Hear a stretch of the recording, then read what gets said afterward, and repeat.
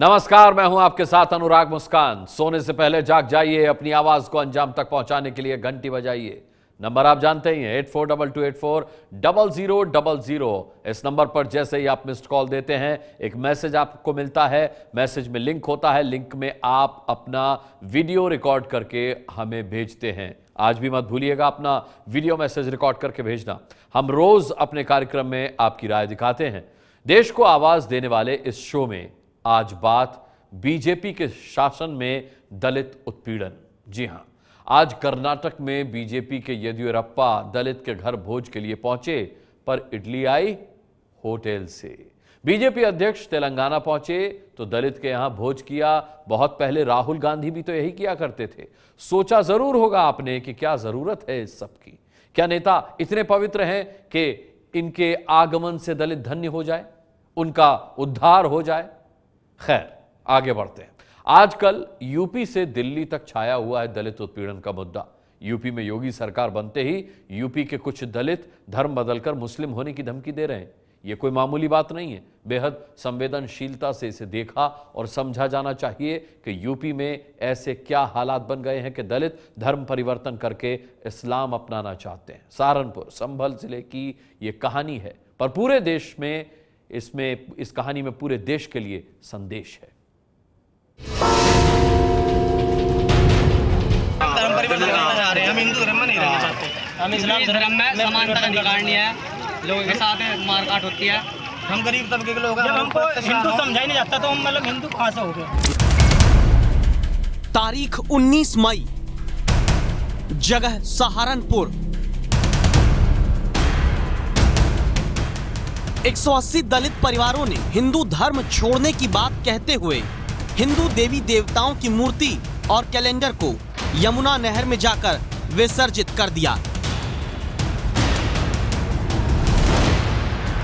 सबसे बड़ा कारण है दिन प्रतिदिन हमारे समाज पे जो शोषण हो रहा है, उसको कम करने के लिए हम ये धर्म जो है त्यागना चाहते हैं।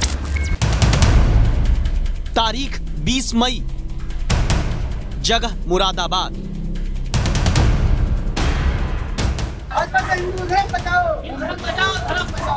हिंदू धर्म बचाओ, बीजेपी का हिंदू धर्म बचाओ, धर्म बचाओ, धर्म बचाओ। बीजेपी का हिंदू धर्म बचाओ, धर्म बचाओ, धर्म बचाओ। दलित उत्पीड़न का आरोप लगाते हुए वाल्मीकि समाज से जुड़े 50 लोग हिंदू देवी देवताओं की मूर्ति, फोटो, कैलेंडर लेकर निकले और गंगा नदी में विसर्जित कर दिया। कहा अब इस्लाम धर्म अपनाएंगे। भाजपा का भी त्याग किया और हिंदू धर्म का भी जो इनका योगी जी का, मोदी जी का सपना है ना का मंदिर भी बनाएंगे, और हम कह रहे हैं हम आएंगे बाबरी मस्जिद भी बनाएंगे। तारीख 21 मई, जगह अलीगढ़। लोधा थाना क्षेत्र में केशोपुर जाफरी गांव में दर्जनों दलित परिवार विरोध में घरों के बाहर बैठे हैं। देवी देवताओं की फोटो, मूर्ति घर के बाहर रख दी है। इस्लाम धर्म अपनाने की शुक्रवार तक की धमकी दी है। या तो हमें हिंदू धर्म से अपनाएं, हिंदू धर्म में पूरा ही अपनाएं, ये दलित और वो हटाया जाए हमसे, और या फिर हमें मुस्लिम धर्म अपनाएंगे। नहीं तो एक बात बताइए, हमको वोट लेने के टाइम पे हिंदू को माना जाता है, उसके टाइम पे बाद में दलित हो जाते हैं। समाज और सामाजिक व्यवस्था से विरोध अपनी जगह, लेकिन धर्म परिवर्तन की बात और हिंदू धर्म छोड़कर मुस्लिम बनने की बात क्यों होने लगी? बाबा साहब अम्बेडकर ने तो बौद्ध धर्म अपनाया था, फिर पश्चिमी उत्तर प्रदेश के दलित हिंदू धर्म छोड़कर मुस्लिम क्यों बनना चाहते हैं?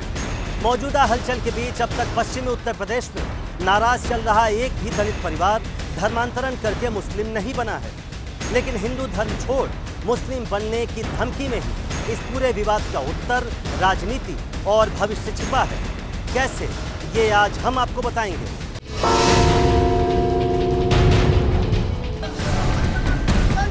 चूंकि ऐसा उत्तर प्रदेश में हो रहा है, तो सामाजिक और सियासत की जमीन पर इस खेल को समझने के लिए आपको देखना होगा खिलाड़ी कौन कौन हैं। एक तरफ है मायावती, दूसरी तरफ बीजेपी, समाजवादी पार्टी और कांग्रेस। तो इन घटनाओं का संबंध भीमसेना, वाल्मीकि धर्म समाज, धर्म परिवर्तन और उत्तर प्रदेश के 2019 के चुनाव से भी है। लेकिन कैसे, ये समझने के लिए आपको पहले सहारनपुर के शब्बीरपुर गांव ले चलते हैं। ये वही शब्बीरपुर गांव है जो इस वक्त यूपी से दिल्ली तक दलितों के आंदोलन और दलितों के गुस्से का पहला गवाह है। ये गांव क्षत्रिय बाहुल्य है, आबादी जिसमें क्षत्रियों की आबादी करीब 1200 है। यहाँ जाटव 450 हैं, वाल्मीकि 60, कश्यप 400, ब्राह्मण 80, वैश्य 20। क्षत्रिय और सवर्ण बाहुल्य इस गांव में लेकिन प्रधान दलित है। 5 मई को क्षत्रिय समाज के लोग जब महाराणा प्रताप की शोभा यात्रा लेकर निकले तो दावा है कि शब्बीरपुर गांव में इसका विरोध दलितों ने किया। कहा, हमारी अंबेडकर मूर्ति नहीं लगने दी, हम महाराणा प्रताप की शोभा यात्रा नहीं निकलने देंगे। हिंसक झड़प हुई, उसमें सुमित सिंह नाम के एक शख्स की मौत हुई, एक महिला का घर जलाया गया। शब्बीरपुर गांव में हुई हिंसक झड़प के बाद ही सहारनपुर दलितों और सवर्णों के बीच की लड़ाई को नए मोड़ तक ले गया। लेकिन कहानी उससे भी पहले की आपको समझनी जरूरी है। इसी साल 20 अप्रैल की बात है। सहारनपुर के ही गांव सड़क दूधली में अंबेडकर शोभा यात्रा निकाले जाने को विवाद हुआ। प्रशासन कई वर्ष से यहां अंबेडकर शोभा यात्रा निकालने की इजाजत नहीं देता था क्योंकि वो मुस्लिम बाहुल्य इलाके से गुजरती। बीजेपी सांसद राघव लखनपाल ने इस बार दलितों को उनका सम्मान दिलाने के नाम पर बिना प्रशासन की इजाजत गांव सड़क दूधली से अंबेडकर शोभा यात्रा निकालनी चाहिए। आरोप है कि तनाव के बाद दूसरे संप्रदाय की तरफ से पत्थरबाजी हुई।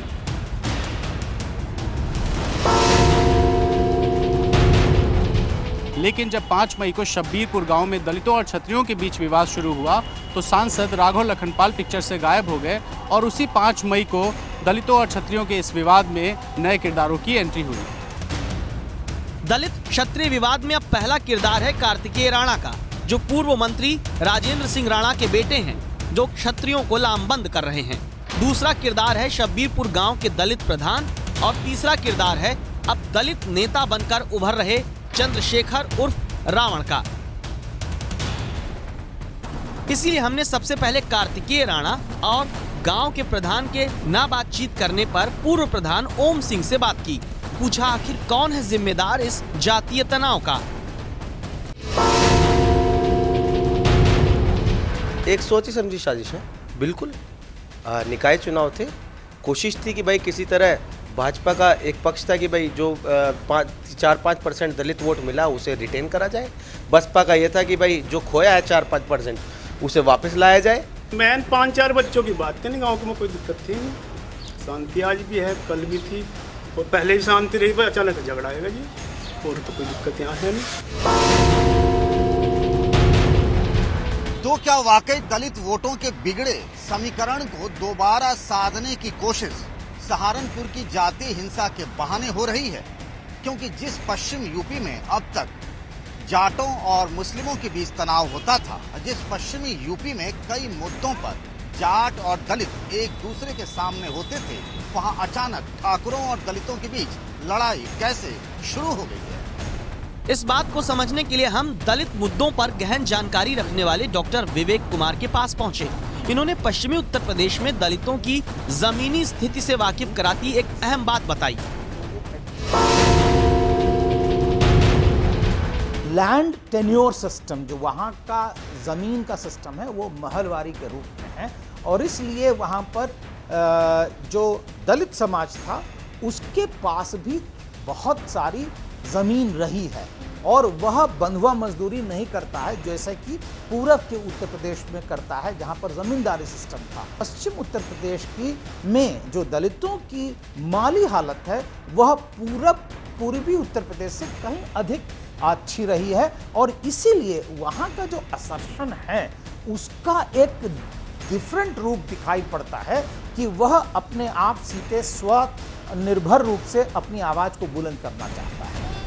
यानी पश्चिमी उत्तर प्रदेश का जो दलित दूसरी जगहों के मुकाबले आर्थिक रूप से संपन्न है, जो अब तक बीएसपी का परंपरागत वोटर माना जाता रहा, वो अब बहुजन समाज पार्टी की पतली होती हालत के बाद जब कुछ लोगों की सवर्णवादी मानसिकता के आगे मुश्किल में फंसा तो इस मौके को लपक लिया भीम आर्मी के संस्थापक चंद्रशेखर ने। कि दलितों पे अत्याचार वहीं हो रहे हैं जहाँ बीजेपी की सरकार है, चाहे वो करनाल हो, चाहे वो उत्तराखंड का मुंडेर हो और चाहे वो सहारनपुर हो। तो जहाँ जहाँ बीजेपी की सरकार है वहाँ दलितों के दमन की कार्य शुरुआत इन लोगों ने कर दी है। इन्हें सबक सिखाने का काम भी भीम आर्मी की दलित समाज के लोग करेंगे। दलितों को जागरूक करने का मकसद बताते हुए चंद्रशेखर ने भीम आर्मी यूं तो 21 जुलाई 2015 को ही बनाई, लेकिन पिछले 2 साल में कभी इस भीम आर्मी के बारे में ना सुना गया ना देखा गया। तो फिर ये भीम आर्मी अचानक कैसे इतना सक्रिय हो गई? इसके पीछे कौन है, क्या है, किसका दिमाग है? इन सारे सवालों का जवाब हमने सहारनपुर के एसएसपी सुभाष चंद्र दुबे से जानना चाहा।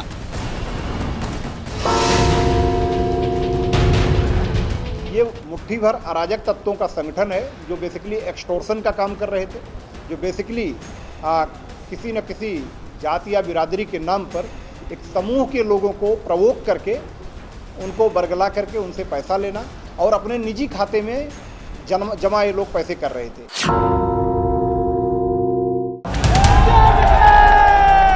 दलित नेता बनकर उभरे चंद्रशेखर को पुलिस कुछ अराजक तत्वों का संगठन चलाने वाला बताती है, लेकिन देखिए दलितों का ये मुद्दा कहां तक चंद्रशेखर लेकर पहुंच गए।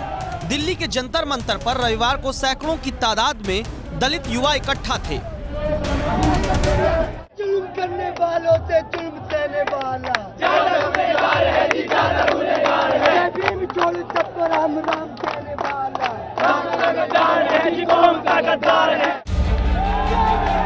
भीम आर्मी के जिस संस्थापक चंद्रशेखर को पुलिस उत्तर प्रदेश में तलाश रही है, वो जंतर मंतर पर मंच पर ही मौजूद थे।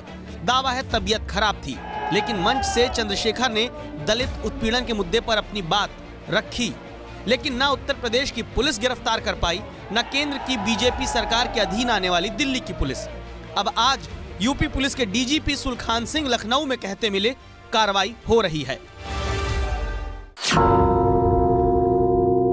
दोनों तरफ से उसमें कार्रवाइयां हुई हैं, 17 लोग गिरफ्तार हुए हैं, जो बचे हुए हैं उनके खिलाफ भी कार्रवाई की जाएगी।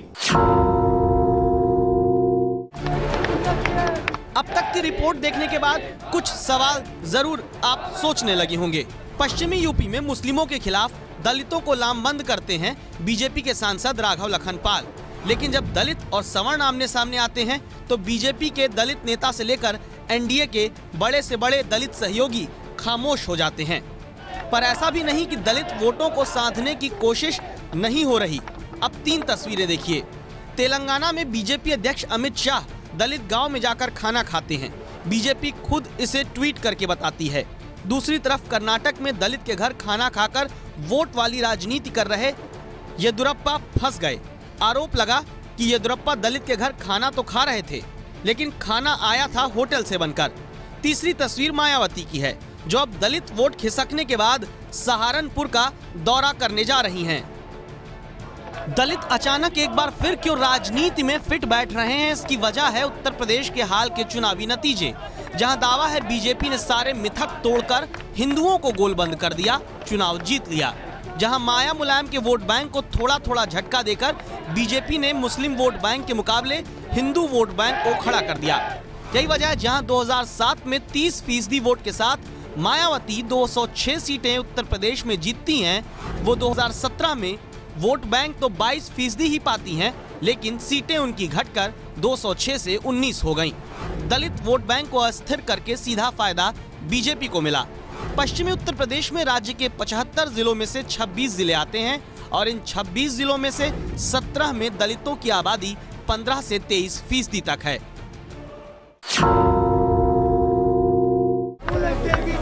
लेकिन आपको तो ये समझना जरूरी है कि आखिर दलितों के इस गुस्से पर जो युवा बीजेपी के खिलाफ मुट्ठी तान रहा है, इसका सच क्या है? जवाब हमने दलित एक्सपर्ट डॉक्टर विवेक कुमार और दलित चिंतक प्रोफेसर सतीश प्रकाश से जानना चाहा। क्या बीजेपी के खिलाफ दलित वोट बैंक को अस्थिर करने की कहीं कोई आशंका उनको नजर आती है? बहुत सारे दलित यूथ आज अपने आप को असर्ट कर रहे हैं, क्योंकि वो अपने आप का प्रतिनिधित्व राष्ट्रीय स्तर पर नहीं पा रहे हैं। एक लीडर आप बताइए दलित समाज का जो कि राष्ट्रीय स्तर पर आवाज रखता हो। जो कुछ थे वो विपक्ष के जो लीडर हुआ करते थे, चाहे रामविलास पासवान हो, चाहे रामराज हो और चाहे रामदास अठावले हो, वो सबके सब पक्ष में बैठे हैं। लेकिन सहारनपुर की घटना के बाद उनसे एक आवाज नहीं निकलती है। जो यूथ है वो चुप बैठने वाला नहीं है। यूथ का अपना एक, जो चाहे वो दलित यूथ हो, चाहे सवर्ण समाज का यूथ हो, उसके अंदर वह गुस्सा, वह ऊर्जा हमेशा उद्वेलित होती है। और यही ऊर्जा और यही जो गुस्सा है वो चंद्रशेखर के रूप में दिखाई पड़ रहा है। और वह संगठन जो कि हमेशा दबा हुआ रहता था, अचानक सुर्खियों में आ गया है। मुझे नहीं लगता है कि उसके पीछे कोई राजनीतिक साजिश को देखना चाहिए। जो दलित है वो हो सकता है कि आपकी जीत ने उसको राजनीतिक रूप से थोड़ा सा पीछे धकेला हो, लेकिन वो अपनी अभी ताकत नहीं खोया उसने, वो किसी रूप में वो अभी उसने ताकत नहीं खोई है। वो राजनीतिक ताकत इसी पश्चिम उत्तर प्रदेश में पूरी दोबारा गेन करने की कोशिश कर रहा है। कुल मिलाकर तस्वीर यह है कि दलित जिसने अभी ताजा बीजेपी पर भरोसा किया, वो हाल की घटनाओं के बाद सवाल पूछ रहा है और दलित युवाओं का नेता बनकर संभव है कि मौका भीम आर्मी के चंद्रशेखर ने लपक लिया। लेकिन चंद्रशेखर के पीछे कोई राजनीतिक दल है, ये अभी साफ नहीं कहा जा सकता। ये जरूर कह सकते हैं कि दलितों को एक बार फिर उनके उत्पीड़न के खिलाफ इंसाफ दिलाने के नाम पर राजनेता इंसान नहीं, वोट बैंक के तौर पर जरूर देख रहे हैं। ये है एबीपी न्यूज़, आपको रखे आगे।